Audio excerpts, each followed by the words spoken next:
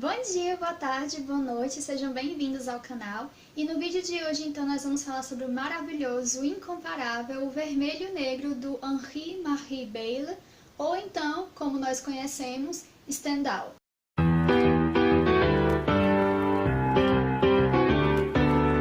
Que livro maravilhoso, é um livro muito sensacional, é um livro que traz questões fantásticas, tanto históricas quanto sociais e pessoais, e é um livro assim farto, rico, diversificado e que merece muita atenção das pessoas. É um livro que merece ter o conhecimento das pessoas, que as pessoas precisam ter o conhecimento desse livro, porque ele traz questões fantásticas, sensacionais, para a vida mesmo. Esse vídeo tá saindo um pouco atrasado, porque esse meu livro aqui é o livro de janeiro e tá saindo agora no comecinho de fevereiro.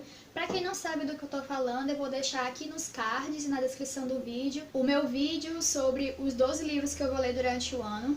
E esse aqui então foi o meu de janeiro, eu já comecei o de fevereiro, então logo mais também teremos vídeo dele. Esperemos que não atrasado como esse, mas já dá certo. E assim, tem tanta coisa que eu quero falar pra vocês que eu não sei nem se vai dar certo, se eu vou esquecer, né? Espero que não.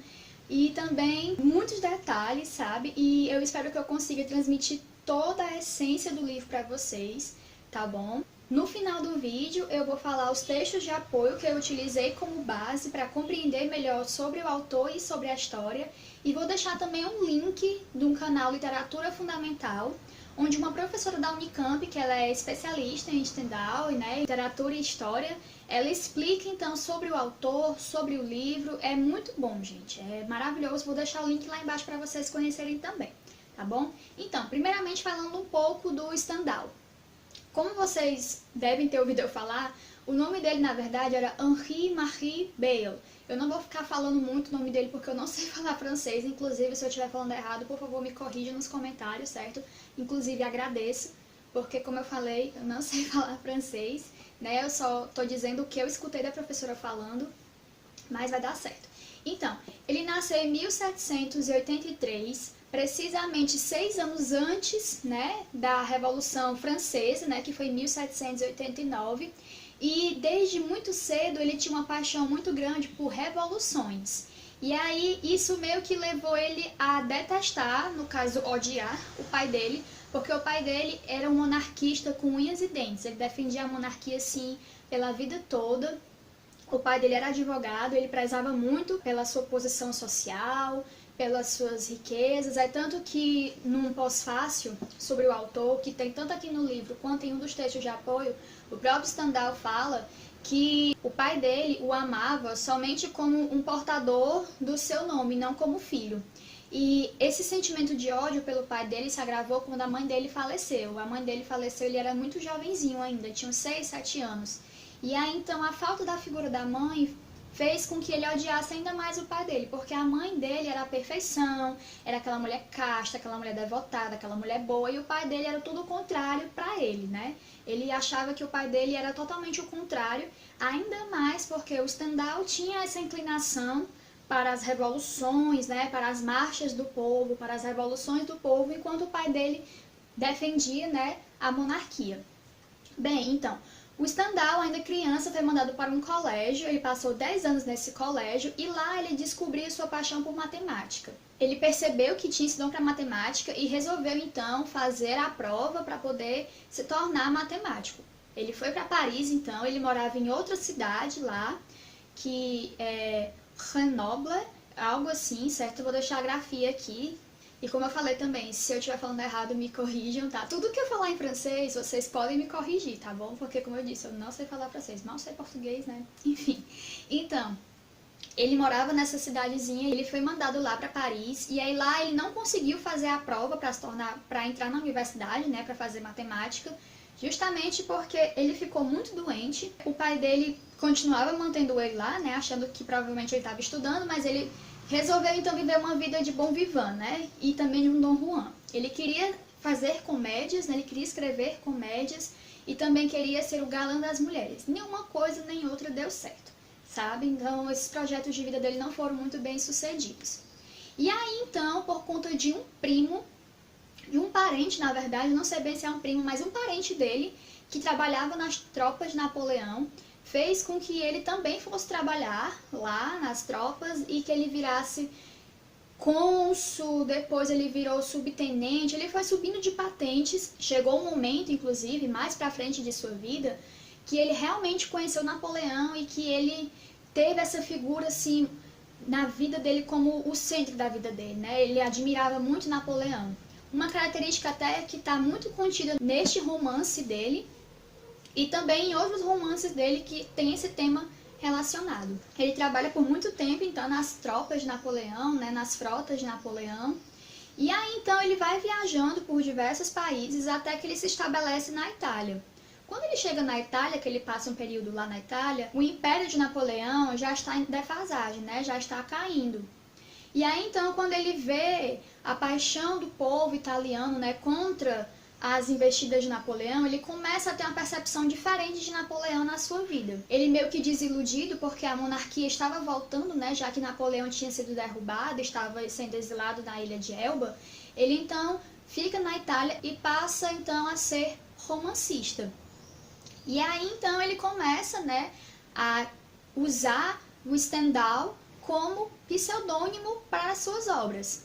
É interessante notar, porque a professora mesmo falou do vídeo que eu tinha comentado com vocês, que Stendhal era um dos mais de 170 pseudônimos que ele tinha, sabe? Então, desde cartas até o diário, até obras mesmo, ele utilizou diversos pseudônimos. E o nome Stendhal surgiu então na sua primeira obra, que é Roma, Nápoles e Florença. Foi aí que surgiu então o nome Stendhal e se vigorou, né, até o Vermelho Negro, que foi uma das suas obras de maior sucesso, e também na sua outra obra, que é a Cartucha de Parma, também é escrita com o pseudônimo Stendhal. É interessante notar também, porque o Stendhal dizia que as suas obras elas só seriam compreendidas para pessoas após o século XIX, porque ele disse que as suas obras seriam apreciadas somente pelos Hepfil, ou seja, poucos seriam os felizes que conseguiriam entender e apreciar a sua obra, as gerações futuras. No caso, nós, né? Porque ele disse que ninguém na época compreenderia o que ele queria passar. E outra coisa também que eu quase esqueço de dizer é que ele se considerava um romancista, apesar de que esse livro, no caso, né, o Vermelho Negro, que é o que a gente está falando, ele tem um quê de realismo, e não se parecer tanto assim com o romance francês da época, mas o Stendhal se considera como um romancista. Ele não considera o romance alemão como um romance propriamente dito, ele não considera o romance italiano como um romance propriamente dito. Ele diz que ele mesmo é o próprio romancista, né? Que o que ele escreve é romance. E daí, então, se ele está dizendo que ele é romancista, quem somos nós para negar, não é mesmo? É isso um pouco da vida do Stendhal, né? Eu espero que tenha ficado um pouco claro. Mais informações, como eu falei, vou deixar no link, né, que a professora explica. E é isso, gente. E até também, pelo menos nessa edição aqui, vem dizendo um pouco da vida do autor no final. Bom, falando um pouco agora tanto do livro quanto dessa edição, o livro então foi publicado em 1830, na era pós-napoleônica, e nessa época, quem tinha uma devoção muito grande por Napoleão, quem tinha Napoleão como centro de sua vida e tudo mais, e seguia os preceitos de Napoleão, era considerado criminoso. Então, talvez também tenha sido por isso que esse livro não tenha sido muito bem recebido, eu não sei. Mas esse livro, como eu disse, então se passa na era pós-napoleônica, certo? E na época que ele foi lançado, quem apreciou de fato foi a elite amiga do Stendhal, no caso Balzac, outros autores, né, da roda lá dele, de amigos leitores dele, da roda de elite dele, certo? E então, esse livro justamente ficou conhecido somente entre a nobreza, digamos assim, né? A nobreza da literatura. Mas até que, enfim, né, ele está sendo mais reconhecido atualmente e é um livro sensacional, gente. Como eu tinha dito, é um livro que vale muito a pena você conhecer, porque, como eu disse, tanto pelo seu contexto histórico, né, que ele retrata uma sociedade francesa do século XIX com toda a sua beleza, mas também com toda a sua podridão, né, sua hipocrisia, que é justamente principalmente sobre isso do que o livro se trata, né, a hipocrisia das pessoas. E também é muito interessante você acompanhar a jornada dessa pessoa, do personagem principal, porque mostra que ainda existem muitas pessoas, e como, que fazem tudo isso, né, para conseguir alcançar aquilo que quer. Nessa edição aqui não tem, mas em outras edições existe um subtítulo também do livro, que é Crônica do século XIX. Então mostra justamente o caráter real, né, esse realismo que a história contém. Bem, essa edição aqui que eu tenho em mãos é a minha edição da TAG. Essa edição aqui, então, foi a primeira edição exclusiva que a TAG trouxe para os seus associados em julho de 2016, quando ela estava completando 2 anos de existência. Então, esse aqui foi o primeiro livro exclusivo, né? É tanto que o projeto gráfico da luva era diferente, da revista era diferente, vou mostrar aqui para vocês. A luva era feita de papelão mesmo, mas ainda assim com todo o cuidado, com todo o zelo, certo? E a revistinha aqui também não era tão diferente assim do que é hoje, mas ainda assim ela tem um projeto gráfico diferente. Bem, então, falando agora do livro mesmo, né, da história, ele é dividido em 2 partes, certo? Então, conta a história do jovem Julien Sorel, não vou ficar falando também sobre o sobrenome dele, vou ficar só falando Julien mesmo, certo? Ele é um filho de carpinteiro.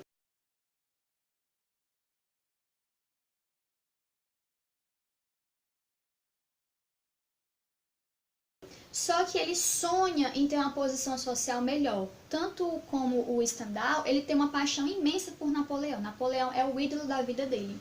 Então, para ele alcançar esse objetivo de crescer na vida, ele só vê assim 2 caminhos. Tanto seguir pelo exército ou então seguir a batina.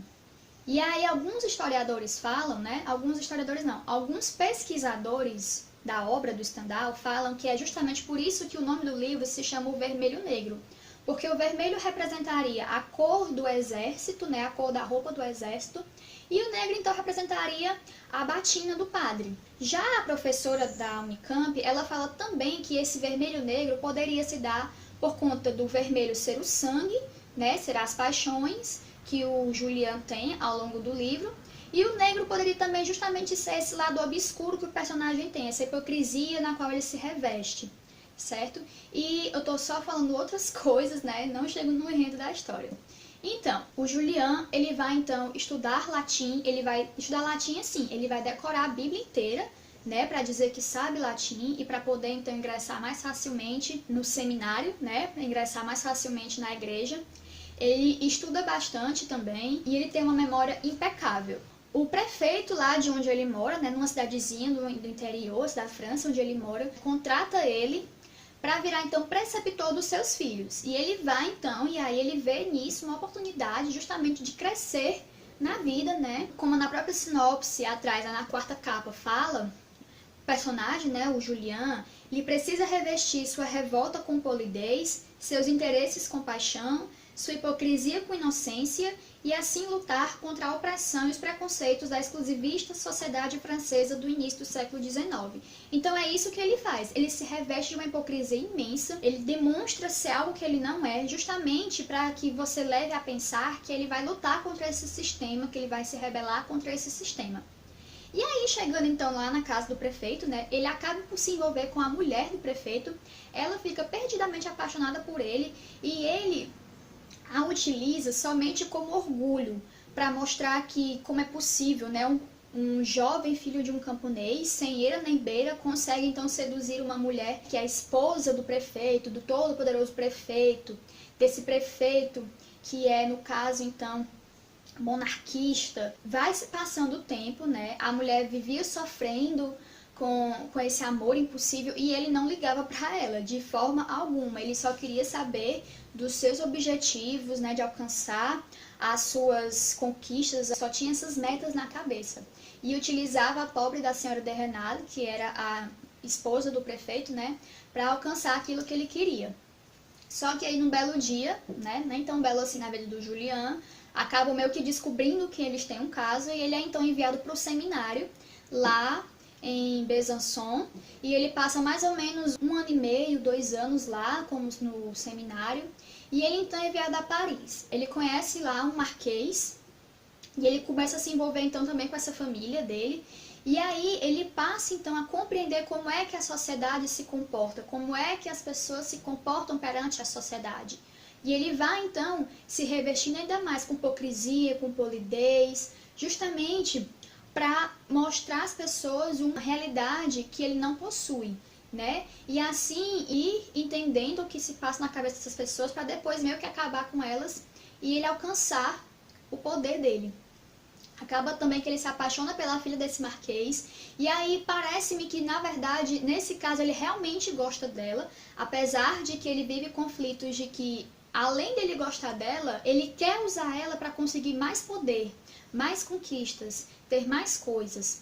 Então, ele vive nesse embate de deixar o meu orgulho agir ou se entregar a essa paixão avassaladora, né? Porque a moça também se encanta por ele perdidamente, porque, segundo ela, ele é diferente dos outros ricos e nobres que circulam ao redor dela. O pai da menina disse que ela só iria se casar com ele se ele tivesse dinheiro, se ele tivesse título, se ele tivesse a altura dela. Então ele consegue terras, ele consegue dinheiro, ele consegue um título, ele consegue chegar no auge da vida dele. E quando a gente pensa que ele vai utilizar isso contra o sistema que ele tanto odeia, né, contra essa sociedade francesa, né, do início do século XIX, na verdade, ele meio que muda nessa atmosfera. Ele gosta daquilo que ele tem. Ele vira, então, igual às pessoas que ele tanto criticava. E aí ele meio que fica estagnado num ponto em que ele já alcançou tudo o que ele queria, certo? E eu não vou contar mais muita coisa pra vocês, porque senão eu já vou dar mais spoilers ainda. O final é surpreendente, mostra mais da natureza desse personagem, do tamanho da hipocrisia que ele chega, entende? E é interessante como tudo que ele pensa, que ele fala, que ele age, ele coloca Napoleão no meio. Quem sou eu para negar isso, já que se fosse Napoleão ele iria enfrentar esta batalha, então assim como Napoleão também vencerei. Então é muito interessante esse contexto em que o autor nos coloca perante esses personagens, e principalmente a esse personagem principal. Então, gente, é um livro muito bom. O Julian, ele é considerado um arrivista, eu não falei. O arrivista é aquela pessoa que sempre vai galgando seus objetivos sem se importar quem ele machuca, quem ele prejudica. Ele quer a todo custo alcançar aquelas metas que ele estabeleceu. Então, se eu tivesse que dizer, o tema principal desse livro é justamente a ambição do homem, a hipocrisia do ser humano. Até que ponto as pessoas chegam para alcançar aquilo que elas querem. É muito triste ver que existem milhares e milhares de pessoas que fazem de um tudo, que simulam paixões, simulam sentimentos para conquistar aquilo, né? Para engabelar, enganar as pessoas e alcançar aquilo que elas querem. Atualmente, a gente está vendo um exemplo muito triste aqui no nosso país, que no caso é Brumadinho, né? Que a gente vê o quanto a ganância do homem leva à devastação de milhares de outras formas de vida. E a gente tem isso aqui muito bem representado. O Julian, ele não mede quem ele vai ferir, quem ele vai machucar. Ele só quer saber dele. Ele não tá nem aí se ele vai devastar o coração de alguém, se ele vai fazer alguma coisa contra outra pessoa, se ele vai manchar a honra de uma mulher. Ele não tá nem aí, ele só quer saber dele. Ele é o centro da sua vida. Pode parecer, né, que ele traz Napoleão, mas eu sinceramente acho que ele se tem muito mais em conta do que qualquer outra coisa. Ele é o seu maior tesouro. Ele em si é o seu maior Deus. Então, para mim, é isso do que a história se trata. É isso que o livro quer retratar para nós leitores. Então, gente, é um livro muito bom, eu recomendo demais para vocês, principalmente para quem gosta dessa época da França, dessas partes de revolução, de Napoleão. Eu, pelo menos, sou apaixonada por Napoleão, sabe? Inclusive, tem umas biografias dele que eu quero comprar, e se possível eu vou comprar também para que logo mais eu possa ler e trazer aqui para o canal, porque, gente, eu realmente acho essa figura histórica muito interessante de ser lida e ser, né, estudada. E esse livro aqui, ele traz perfeitamente um retrato social muito fiel, sabe? E vale muito a pena você conhecer, eu recomendo muito mesmo esse livro. Eu vou deixar o link aqui onde vocês podem encontrar, certo? E antes que eu me esqueça, eu vou mostrar para vocês então os textos de apoio que eu utilizei. Bem, eu utilizei a própria revista, né? Porque aqui tem tanto entrevista com o curador que escolheu, né, o livro, quanto a vida do Stendhal, quanto falando sobre o livro, dando indicações, né, de filmes e de outros livros que complementam a leitura. Então essa revista está muito boa, cheia de detalhes interessantes, certo? E eu também usei esse livrinho aqui, o que eu encontrei no Mercantil, perto daqui de casa. O nome dele é 7 Clássicos Franceses.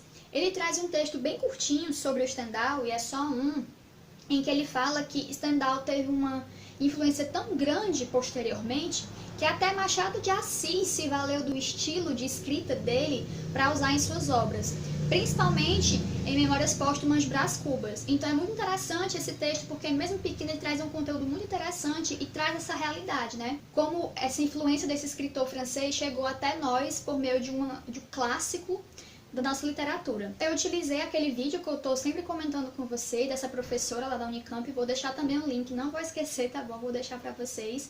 E é isso, gente, mais uma vez eu recomendo muito. Leiam esse livro, vale muito a pena, não se assustem com o tamanho, rapidinho vocês leem, você não consegue parar de ler a história, certo? Porque é muito perfeita mesmo. E como eu falei, espero que vocês tenham gostado desse vídeo. Se sim, não esqueçam de deixar o seu joinha e ajudar a compartilhar, porque ajuda muito mesmo no crescimento do canal. Um beijo bem grande, tchauzinho!